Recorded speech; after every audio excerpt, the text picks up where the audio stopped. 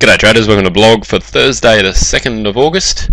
This is the 39th day of 65 in the Compound Effect Challenge, making forward progress every day, applying my edge and my method. So the goal is to really stick to the method, get a really tight method that's very systematic in the process of you're never making any major changes, but just making keeping in mind that you want to create something that a measuring stick of something that's systematic is that you could take it, give it to someone else, and they'll be able to use it.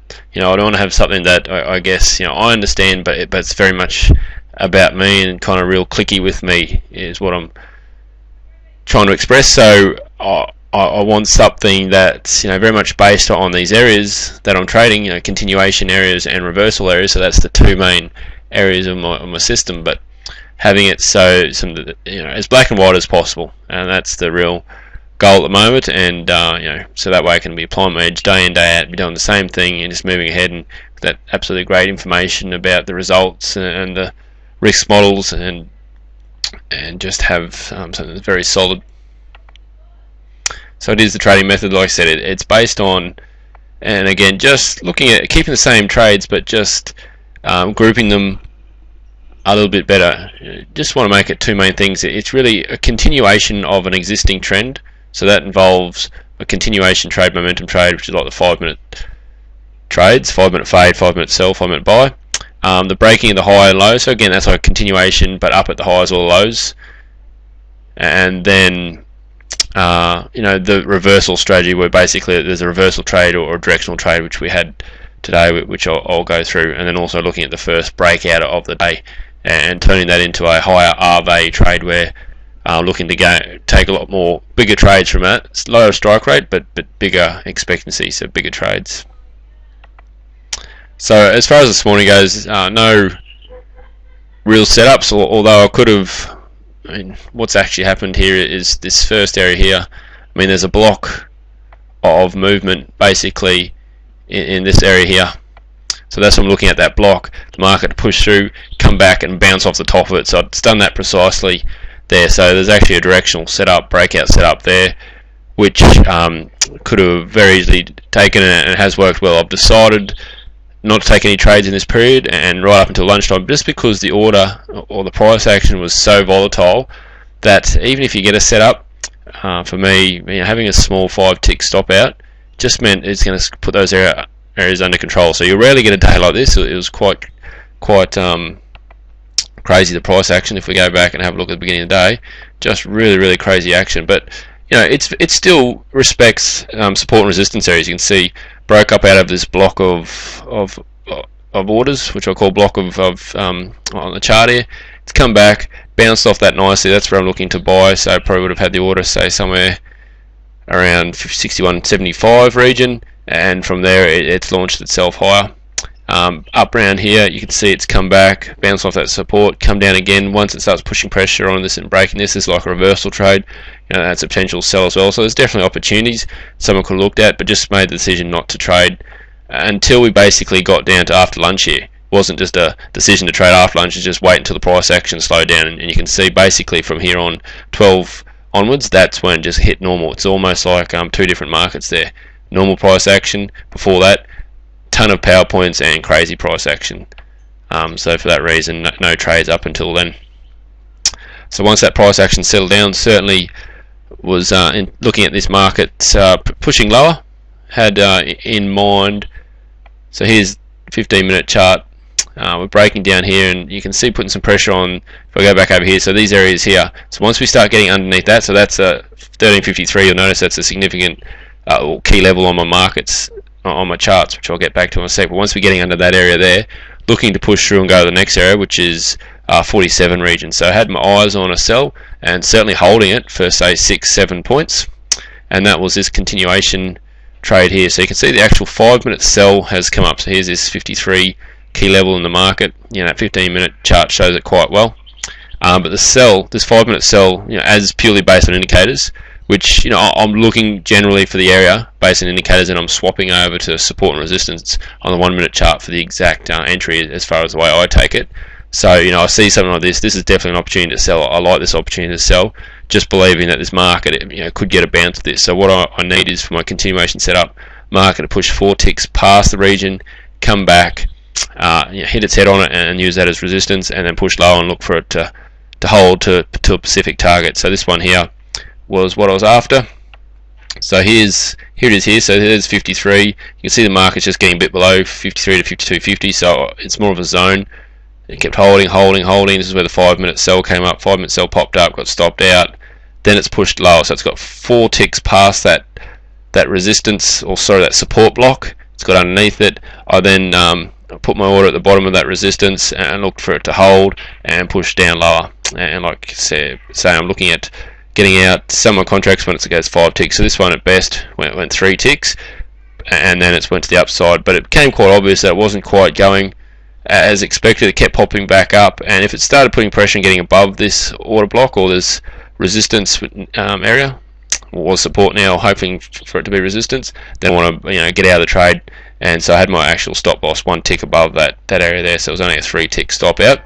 And also just wanted to get, if this trade wasn't going to work, want to get out of it as soon as possible, because I definitely had my eyes on a buy trade, even when I was taking this sell trade, and this quite often happens. My thoughts were that if this doesn't work, there's definitely some buying opportunities as we start breaking up, and this is my reversal pattern. And I've got it very clearly stated in my trading plan that I know in these certain circumstances quite often I can have 2 trades close together, and I make allowances for it in this particular case, because I know that this reversal trade works well after another particular trade, especially if I had high hopes for it, all of a sudden fails, and that really indicates a change in pressure, change in direction, change in momentum. So reversal, directional trade or reversal trade, there's a couple of ways to look at it. Reversal is basically where the selling area fails and where this selling area launched itself from, and that was this point here. Once it comes up there and breaks that buy, or the directional sell, directional buy, sorry, is basically comes up, comes back without making lower lows, and then pushing through, and that's changing of the trend formation or new direction formation. So they both came up in similar areas and quite often do. But this particular one, just because the downside was so strong, just wanted more confirmation, wait for it to break the area. What happens here, I'm not getting in yet. You can see it bounced off this area. Normally just needed to break up 1 tick, then it came back. As it comes approaching again the second time, definitely know it. It's very likely to push through here. So I actually had the order on before it broke at 54.50, and away it goes for the directional trades. Sorry, reversal trades. So that one's here. Actually, that one I held for 3 points. So it went from 54.50 to 57.50. Once it broke 50, this region here, it was likely to get a bit of a push long. It's not going to all of a sudden just pop up through there and then stop. It's going to keep on going for a little bit. So opportunity to take a little bit more. Didn't want to hold on for too much longer. I think I only went about a couple of ticks past what I was looking for. Just knowing that it is really against the overall direction, but there was certainly some momentum there. So an opportunity just to take for a bit more, and a 3-point win, that one there. G'day traders, we're going to wrap up. Oh, 1 sec. Right back. Where was I? So reversal pushed up 3 points. Then we're getting continuation on the upside. Obviously I've got another key level here, which I'm looking at, and then the 5-minute fade was setting up in this area here. So it was very, very close actually. The predictive average crosses back, and as it crosses back, so the actual fade would have triggered somewhere around about 56.50, 57.